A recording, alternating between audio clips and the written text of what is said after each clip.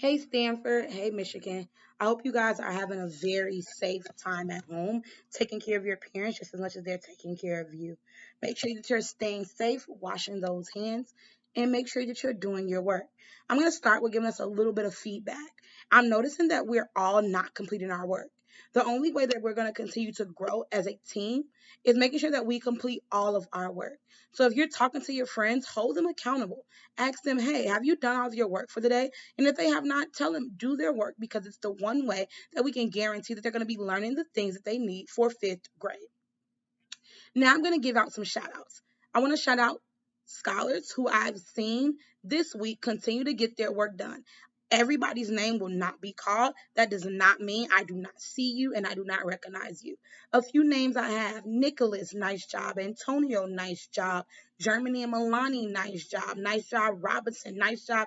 Caleb Collins. These are a few scholars that I've noticed and that are continuing to get their work done. I'll definitely have more shout outs coming each week. This week, we're going to be learning about decimals. Learning about, good. We're going to be learning about the place value of decimals. As you watch this video, I'm going to stop it a few times to ask you questions. I'm also going to be holding some scholars accountable to writing in the comment box, so be careful and listen out for your name throughout this video. I'm going to also be looking to the side because I watched the video before you and I took down notes with questions that I want to ask you. So be on the lookout. Let's get ready. Let's go. So I have a number written here. It's a 2, a 3, and a 5. And we already have some experience with numbers like this. We can think about, what does it represent? Same question that our gentleman just asked us. What does the digit 2, 3, and 5 represent when you put them together? What does the digits 2, 3, and 5 represent when you put them together? Tell me on 2. 1, 2. Yes, if you said 235, you are absolutely correct. Nice job. Let's keep going. And to think about that, we just have to look at the actual place values. So this rightmost place. He said look at the place value. What is the place value of each digit? What's the place value of the 5? Good. What's the place value of the 3? Good. What's the place value of the 2? Good. Let's keep going. Right over here, this is the ones place. So this 5 represents 5 ones, or I guess you could say that's just going to be 5. This 3, this is in the tens place.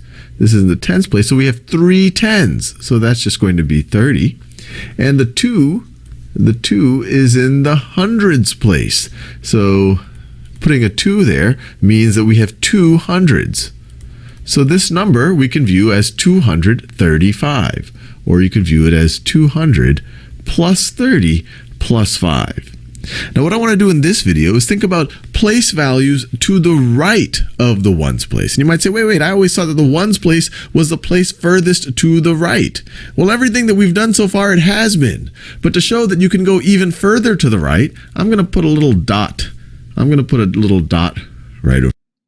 Who can tell me what is the dot to the right of the ones place? What is the name of that dot to the right of the ones place? Who can tell me? Tell me on 2. 1, 2. Let's see if what you said is exactly what he's going to say. Get ready. Let's go. Over here, and we call that a decimal point. Yeah, and that dot means that anything to the right of this is going to be place values that are smaller, I guess you could say, than. You just learned everything to the right of your decimal point is what? Everything to the right. If you didn't hear it, make sure you go back a little bit. Everything to the right is what? Yes. If you said that everything to the right is smaller than the ones place, you are correct. And if it's smaller than the ones place, you definitely know it's smaller than the tens place. And it's even smaller than the hundreds place. Let's keep going. And the ones place. So right to the left, you have the ones place and the tens place and the hundreds place. And if you were to keep going, you'd go to the thousands place and the 10,000s place. But then if you go to the right of the decimal point, now you're going to divide by 10. Nice. He said we're dividing by. Remember, when you move to the right of the place value chart, you're dividing by 10 because your numbers are decreasing. Let's keep going. So what am I talking about? Well, right to the right of the decimal point, you are going to have, find a new color, this is going to be the tenths place. This is going to be the tenths place. Well, what does that mean? Well, if whatever number I write here, that tells us how many tenths we're dealing with. So if I were to write the number 4 right over here, now my number is 2 hundreds plus 3 tens plus 5 ones plus 4 tenths. So you could view this as 4 times 1/10, or you could write this as 4 tenths, not tens, 4 tenths, or 4 tenths is the same thing as this right over here. As he just wrote it, he's just writing 4 tenths in different forms. You're definitely going to want to take notes on that, because in your work this week, we're going to be talking about decimals written in different forms. So this is a super important idea in mathematics. I can now use our place values to represent fractions. So this right over here, this 0.4, this is 4 tenths. So another way to write this. Think about it. The first place value to the right of the decimal point is called the tenths place. Say it. The tenths place. Say it. Say it one more time. Say it again. The tenths place, because it has a THS. TENTHS. Everything to the right of the place value will have THS. We'll have. Nice job. Keep let's going. This number, I could write it this way. I could write it as 230. Let me do the 30 in blue. 230. 235 and 4 tenths. So I could write it like this as a mixed number. So this up here would be a decimal representation, 235.4, and this right over here would be a mixed number representation, 235 and 4 tenths. This is your decimal notation, 235.4, and this is your fractional notation. Decimal, fraction, decimal, fraction. Keep that in mind. I also have another question. What word does the decimal point mean? What word does the decimal point mean? Nicholas, I'm looking at you to comment below this video to tell me what word does this decimal point mean. Let's keep going. But they all represent 200 plus 30 plus 5 plus 4 tenths. Let's look at a few more examples of this. So let's say I were to write the number. 0.7, and actually let me go one space even further to the right, 0.76. So what would this be? Here's my first question. If one place value to the right of the decimal point is tenths, what do you think this second place value is? You got tenths, and then you have blank. What do you think that second place value is? Give it to me on 2. 1, 2. Good. It is the hundredths place. The hundredths place. Good job. I would love for Mr. Nicholas. You're going to tell me one more time. This is your second question, Nicholas. I would love for Nicholas to tell me how would you say this number? How would you say, so in our comment box, write out, how would you say this number? Let's keep going. If I were to write it as a fraction. So let's just think about the place value. We have our decimal point. To the left of the decimal point is the ones place. But I have a 0 there, so this is 0 ones. Now I have 7 tenths, so this is the tenths place. And then this is going to be this place to the right of that. We're going to divide by 10 again. So this is going to be the hundredths place. So let me write this down. This space right over here is going to be the hundredths place. So this number right over here we can rewrite it as 0. Let me write it this way.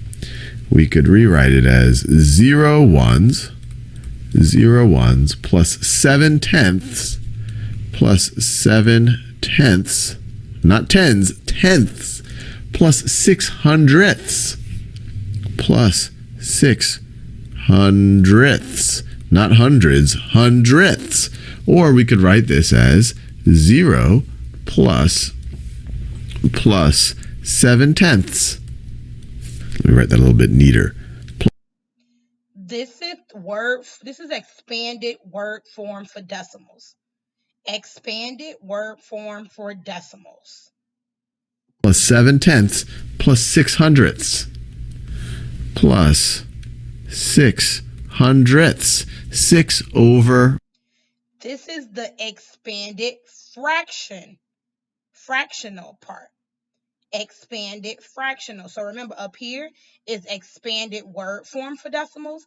Down here is expanded fractions for the decimals.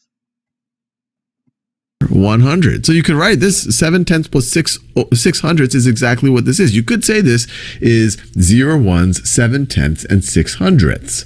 Now, another way we could write this, you might be tempted, well, look, if we wanted to write it as a fraction or talk about it as a fraction, I could ignore the 0. That's not going to change the value of this sum, but I could add the 7/10 to the 600ths. So how could I write 7/10 instead? Can you add 7/10 plus 600ths? You just had a whole lesson last week on adding fractions with 10 and 100. Can you add 7/10 and 600ths just the way they are? No, you cannot. Why not? Why can we not add these two fractions?